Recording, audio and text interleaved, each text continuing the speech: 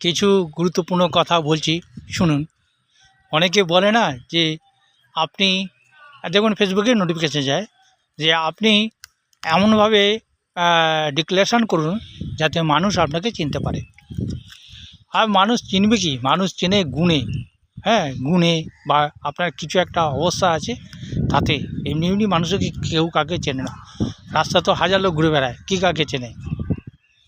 ঠিক আছে, যাই হোক, নিজের ঢাক নিজে পেটান বলতে কি আমি একটা মানে ঘটনার কথা বলছি, যেটা শুনে হয়তো আপনাদের ভালো লাগতে পারে। সেটা হচ্ছে কি, আমি ঋত্বিক সদনে, কল্যাণী ঋত্বিক সদনে একটা নাটক করেছিলাম। সে নাটকটার নাম ছিল ভোর, রঙ্গকর্মী পরিচালিত, উষা গাঙ্গুলি পরিচালনা, রঙ্গকর্মীর ভোর। সেই নাটকটা আমার রোল ছিল, নাম ছিল রাজা। আমার রোল ছিল একটা মানে বোর্ডিংয়ে আমি একটা সে বোর্ডিংয়ের একটা মেম্বার। সে যে কেয়ারটেকার ছিল তার কাছে বায়না ধরেছি যে আমি এই বোর্ডিংয়ে থাকবো না। আমি সেখানে 50-60 জন ছেলেরা থাকে, তার মধ্যে আমি একজন। তো আমার বায়না হচ্ছে আমি এই বোর্ডিংয়ে থাকবো না, আমি বাড়ি চলে যাব। সে বায়না ধরে কেয়ারটেকারকে বলছিলাম চিৎকার করে করে, মানে স্টেজে অভিনয় করে বলছিলাম।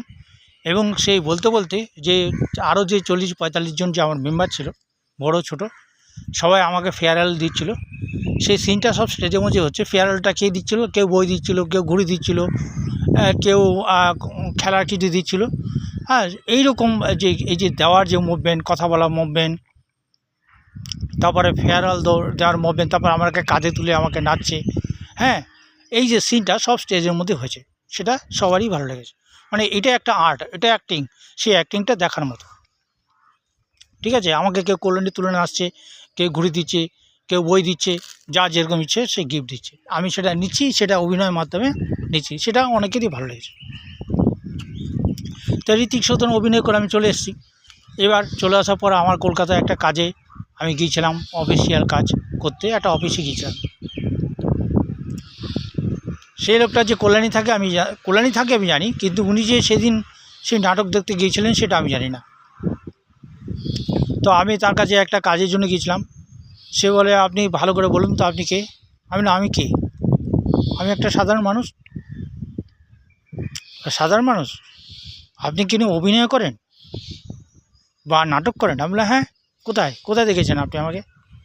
বলে ঋত্বিক, কল্যাণীতে আমার বাড়ি। ঋত্বিক সদনে তোমাকে দেখলাম, তুমি তো দেখে তো তোমায় চিনে ফেলেছি, তুমি তো মাঝে মাঝে এখানে আসো। যাই হোক, অফিসিয়াল কাজে আমি তার কাছে যাই মাঝে মাঝে। তো বিষয় করবেন না, উনি আর যেই বললাম হ্যাঁ, উনি কোনো কথা বললো না।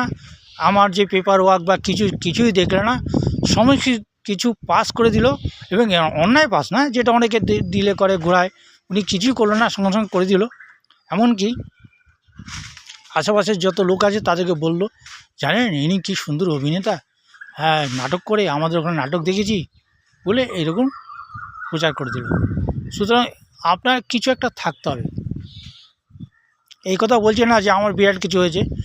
সেই যে হঠাৎ উনি চিনে গেছেন বা উনি বুঝে গেছেন, আমি জানতাম না উনি কল্যাণী ঋত্বিক সদনের কাছে থাকেন।